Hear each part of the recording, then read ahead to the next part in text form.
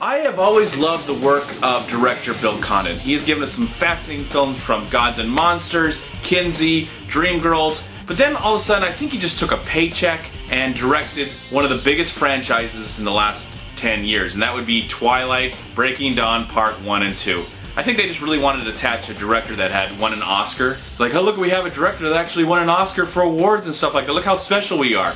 But now I'm glad that he's done with that. Hopefully he's spending the money and hopefully some charities got some money out of that. But I'm glad he's back, and now he's directing a brand new film. It's a film about WikiLeaks. It's not the actual first movie about WikiLeaks this year. That actually was a documentary. But this brand new movie is called The Fifth Estate. And yes, it tells the dramatic story of the creation of WikiLeaks. But again, I said it's not the first movie to have come out. There was a documentary done by Alex Gibney that I absolutely loved, and it was so fascinating to see, and I highly recommend you check out that movie. But this brand new movie tells it in a more dramatic way, in a biopic kind of way, and Julia Assange is played by Benedict Cumberbatch, who has just come out of nowhere in my opinion. I don't watch Sherlock, though I know I need to go and check that show out because I heard it's such amazing things about it, but this year has been his year. Not only was he in Star Trek, he's in this film, he's the voice of Smaug in the Hobbit movie, the Hobbit trilogy, which I'm really looking forward to that. And the film also stars Daniel Bruhl, Laura Linney, Anthony Mackie, and Stanley Tucci.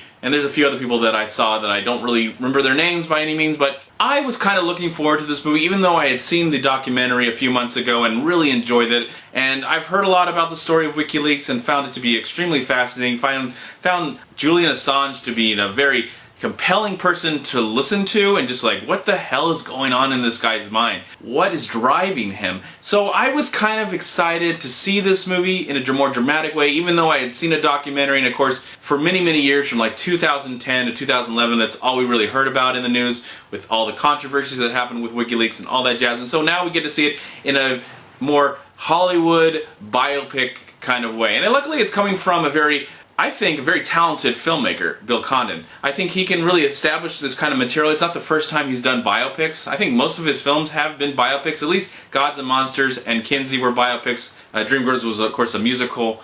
And Breaking Dawn was just throwaway crap that hopefully he got his paycheck and went on his way.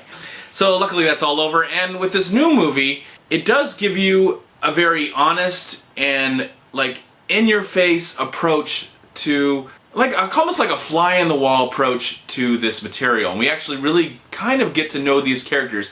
I think that Benedict and Daniel do some really interesting parts in their roles. I got a sense of themselves. At the same time, I kind of was feeling like I'm forgetting that these major actors that I've seen before, because we just saw Daniel in Rush, and of course Benedict Cumberbatch was in Star Trek, and he's played that major character in that. So it is kind of hard to get away from that, to know that, like, see an actor and say, okay, he's not that actor anymore, he's actually the person they're playing. And I think they do a good job in making you feel like they are in these roles. You really start to care about these characters as their relationship is being formed, and it's very intriguing to watch. Though I felt at times I was watching a standard biopic. That was like my major complaint. I felt like I'm not really learning anything new what's going on in this. I mean, it's presented really well, it's directed well, the writing seems good, but it feels like I'm just not really connecting to this movie on a whole. I felt a little distant watching this movie just because I felt it was told in a way that wasn't as interesting as it wanted to be, not as profound as it wanted to be. It felt like it just wasn't as important as the film wanted it to be. And I felt like, okay, I think maybe because I saw that documentary a few months ago, I still have that in my mind, and I feel like if you really want to know the story of WikiLeaks, I highly recommend you check out the documentary, We Still Secrets, The Story of WikiLeaks. Because it is a really fascinating documentary that really gets in there. Of course, the story is so new, and I think one of my major complaints about this movie is the story is so new that I would love to see this story of WikiLeaks be told like 10 or 20 years down the road, so maybe we get more of the facts, because this stuff is also really still happening. Julian Assange is still around, he's alive, he's breathing, he's a character, he's a human being that we're probably going to hear about a lot in the future.